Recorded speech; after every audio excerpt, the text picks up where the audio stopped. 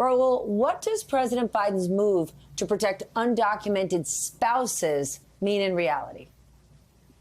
This is potentially a true game changer for so many people in the immigrant community.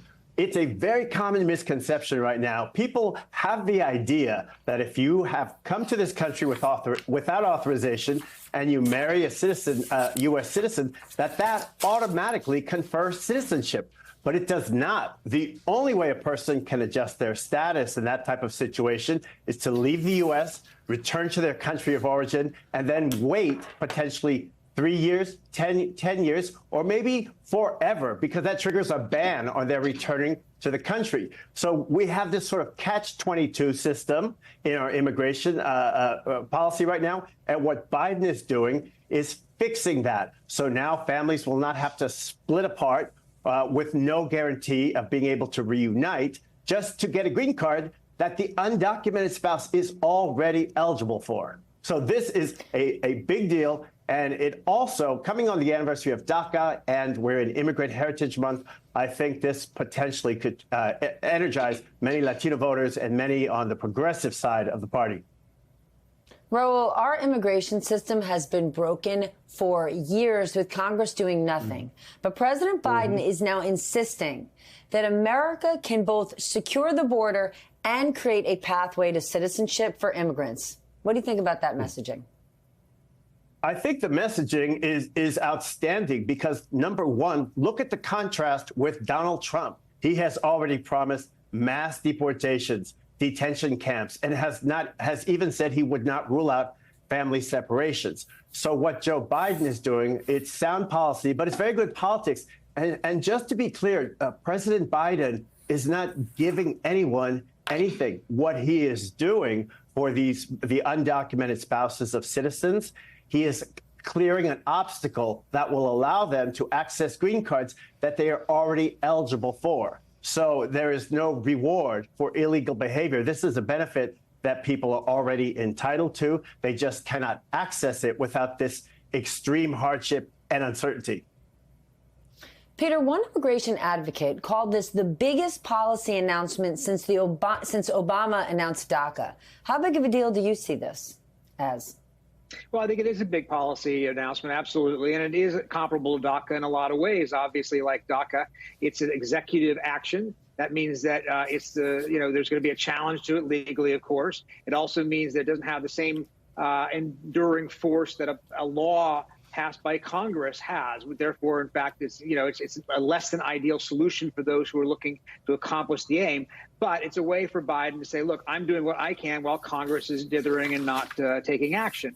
And it's also taking place at the exact same time that DACA took place. Remember, President Obama did this in June of an election year. President Biden's doing it in June of an election year. That's not a coincidence. They're trying, of course, as Raul was saying, to appeal to the progressive part of the party and to Latino voters and to remind them that there's a difference between having President Biden in the Oval Office and having former President Trump in the Oval Office. It comes after, of course, President Biden took some rather stringent action in terms of limiting asylum rights for those coming across the border, which upset a lot of people in the progressive wing of his party. So he's trying to say to them, yeah, you may be upset at me for that in terms of trying to secure the border, but here's part of the solution on the other side of the equation. And that's a mix, by the way. You mentioned the securing the border at the same time trying to provide relief for those who are here in the country illegally. That's the same formula that both Barack Obama and George W. Bush promoted for years, but never got Congress to adopt. Ali, immigration and border security are a huge issue for Republicans, but also some Democrats and those who don't have strong political affiliations, but they do vote. What are people on the Hill saying about this move from the president? Look, I think Raul was right at the beginning of this to bring up the fact that this was a move that was really geared towards shoring up progressives. I think that certainly that was noticed today as I was reading through and listening through the reaction from congressional leaders who were both at the White House or voicing their opinion in statements and tweets. But I also think that Peter's right to couple today's announcement with the announcement that came several weeks prior to it, which was on asylum and trying to stem the tide of illegal crossings at the southern border. That was something that drew the ire of progressives. And we also heard some notions of that even as they were praising this latest action today. On the Republican side of this, you can almost guarantee that Republicans are going to balk at any move that the White House makes on immigration, either calling it too little too late or saying that it's too much. Certainly that was the reaction that we saw today. But I do think it's really important as we continue to talk about the role that Congress plays in continuing to not solve this problem. There was an attempt earlier this year, and we cannot remind of this enough, that was bipartisan in nature, that was putting on the table things that Republicans did not think that Democrats would entertain. And ultimately, Democrats more than entertained them. They left them as part of the deal. And then ultimately that was scuttled and fell apart because Trump signaled to Republican allies on the Hill that he preferred to keep this as a live ball during an election year. We saw that vote fail earlier in the year as soon as the deal was cobbled together. And then several weeks ago, just before we saw these executive actions from the president, we saw Senate Majority Leader Chuck Schumer once again put them on the floor. A last-ditch effort, maybe, but definitely a political messaging vote to show where Republicans were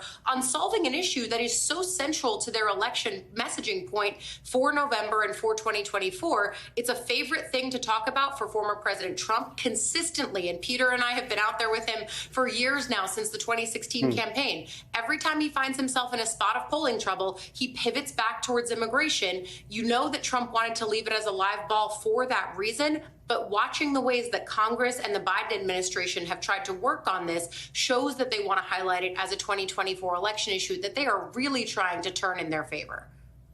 Then it should come as no surprise that Donald Trump reacted to President Biden's announcements and said this about migrants. Watch. They give them welfare, they give them free health care, food stamps. Chain migration, one of the catastrophic things, one of the many catastrophic things that we're confronted with when they come in. Crooked Joe is sending a message to the world that he rewards illegal entry. Raul, there are voters all across the country who hear this and they believe it. Are Democrats framing their response in the right way? My sense is that Democrats are beginning to frame their response in the right way. And for starters, just, for fact's sake, as we say, not only is what President Trump, former President Trump saying there untrue, undocumented people do not qualify for these government benefits that he is mentioning. You could argue that people in the president's own family have benefited from this so-called chain migration. So I'll leave that there. But the thing is, for Democrats, especially coming into the debate, they are starting to draw a good distinction between themselves and the GOP. It's a question that Americans will increasingly have to want. Do we want to be a country that is in favor of family separations, or do we want to be a country that is at least trying to keep families intact and to preserve our border security? I think the president deserves a lot of credit, though, for recognizing that the immigration issue is not just about border security. It's about our undocumented population. It's about people here with no ways to adjust their status. So he is seeing the bigger picture on this, and he's with the public. Earlier this year, the Pew Center asked Americans what they wanted in terms of immigration solutions. 56% said they wanted more pathways to legal status for the undocumented. So I think the president and the Democratic Party is on the right track here.